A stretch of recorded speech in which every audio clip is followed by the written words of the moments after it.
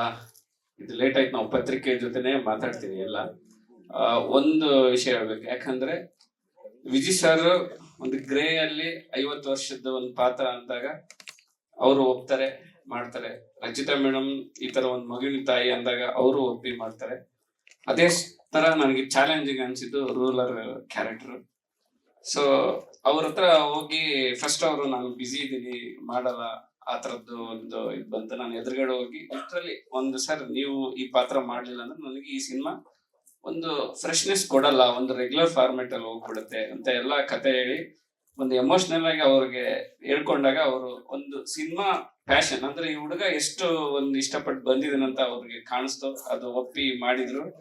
So ಅವ್ರು ಹೇಳ್ದಂಗೆ ನಾನು ಅವ್ರ ಕತೆ ಹೇಳ್ದಂಗೆ ನಾನು ಈ ಸಿನಿಮಾದಲ್ಲಿ ತೆಗ್ದಿದ್ದೀನಿ. ಆ ತರ ಅವ್ರು ಕಾಣಿಸ್ತಾರೆ ಅಂತ ನಾನು ಅನ್ಕೊಂಡಿದೀನಿ.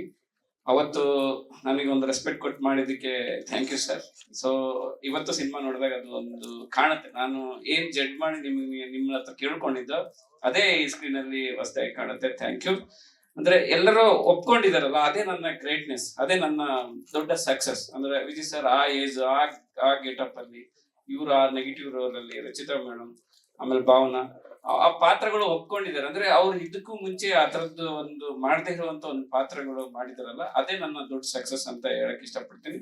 ಆಮೇಲೆ ಪ್ರೊಡಕ್ಷನ್ ನನ್ಗೆ ಇದುವರೆಗೂ ಯಾಕೆ ಏನ್ ತೆಗಿತಿದ್ದೀರಾ ಅಂತಾನೂ ಗೊತ್ತಿಲ್ಲ. ಇನ್ಕ್ಲೂಡಿಂಗ್ ಟೀಸರ್ ಕೂಡ ಅವ್ರು ಇವಾಗೆ ನೋಡ್ತಾ ಇರೋದು. ಸೊ ಅದಕ್ಕೆ ದೊಡ್ಡ ಅಭಾರಿ. ಈ ತರದೊಂದು ಮೂವಿ ಮಾಡಕ್ಕೆ ಆ ತರದ್ದು ಒಂದು ನಂಬಿಕೆ ಇರ್ಬೇಕು, ಆ ನಂಬಿಕೆ ಇಟ್ಕೊಂಡಿದ್ದಾರೆ. ಈ ಸಿನಿಮಾ ಥ್ರೂ ಔಟ್ ನನ್ನ ಕನ್ಸು, ಯಾರು ಅವ್ರದೇ ಆದ ಏನೂ ಹೇರಿಲ್ಲ. ಪ್ರೊಡಕ್ಷನ್ ಇಂದಾಗ್ಲಿ, ಆರ್ಟಿಸ್ಟ್ ಕಡೆಯಿಂದಾಗ್ಲಿ, ಟೆಕ್ನಿಷಿಯನ್ ಎಲ್ಲ ನನ್ನ ಕನ್ಸು ನಂದೇ. ಇದು ಏನೇ ಆದ್ರೂ ಅದು ನನ್ಗೆ, ಅದು ಕೆಟ್ಟದ್ದಾಗಿರ್ಬೋದು ಒಳ್ಳೇದಾಗಿರ್ಬೋದು, ಅದು ನಾನೇ ಜವಾಬ್ದಾರಿ ಆಗಿರ್ತೀನಿ. Thank you.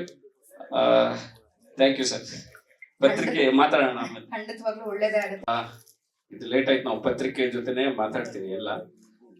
ಒಂದು ವಿಷಯ ಹೇಳ್ಬೇಕು, ಯಾಕಂದ್ರೆ ವಿಜಯ್ ಸರ್ ಒಂದು ಗ್ರೇ ಅಲ್ಲಿ 50 ವರ್ಷದ ಒಂದು ಪಾತ್ರ ಅಂದಾಗ ಅವರು ಒಪ್ತಾರೆ, ಮಾಡ್ತಾರೆ. ರಚಿತಾ ಮೇಡಮ್ ಈ ತರ ಒಂದು ಮಗುವಿನ ತಾಯಿ ಅಂದಾಗ ಅವರು ಒಪ್ಪಿ ಮಾಡ್ತಾರೆ.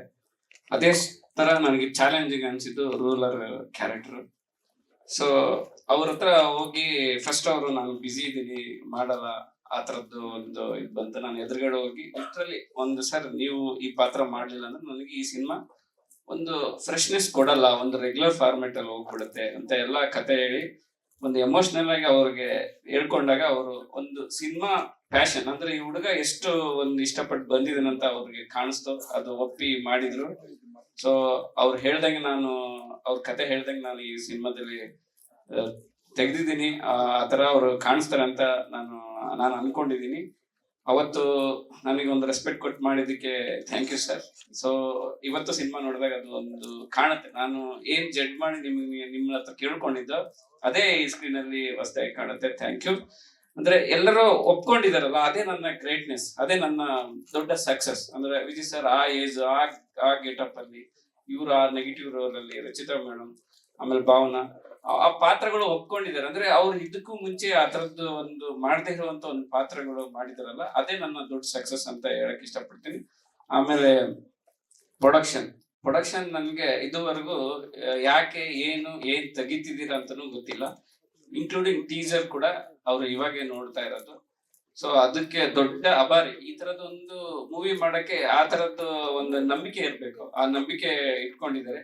ಈ ಸಿನಿಮಾ ಥ್ರೂ ಔಟ್ ನನ್ನ ಕನ್ಸು, ಯಾರು ಅವ್ರದೇ ಆದ ಏನೂ ಹೇರಿಲ್ಲ. ಪ್ರೊಡಕ್ಷನ್ ಇಂದಾಗ್ಲಿ, ಆರ್ಟಿಸ್ಟ್ ಕಡೆಯಿಂದಾಗ್ಲಿ, ಟೆಕ್ನಿಷಿಯನ್ ಎಲ್ಲ ನನ್ನ ಕನ್ಸು ನಂದೇ. ಇದು ಏನೇ ಆದ್ರೂ ಅದು ನನ್ಗೆ, ಅದು ಕೆಟ್ಟದ್ದಾಗಿರ್ಬೋದು ಒಳ್ಳೇದಾಗಿರ್ಬೋದು, ಅದು ನಾನೇ ಜವಾಬ್ದಾರಿ ಆಗಿರ್ತೀನಿ. Thank you. Thank you sir. ಪತ್ರಿಕೆ ಮಾತಾಡೋಣ ಆಮೇಲೆ. ಖಂಡಿತವಾಗ್ಲೂ ಒಳ್ಳೇದೇ ಆಗುತ್ತೆ.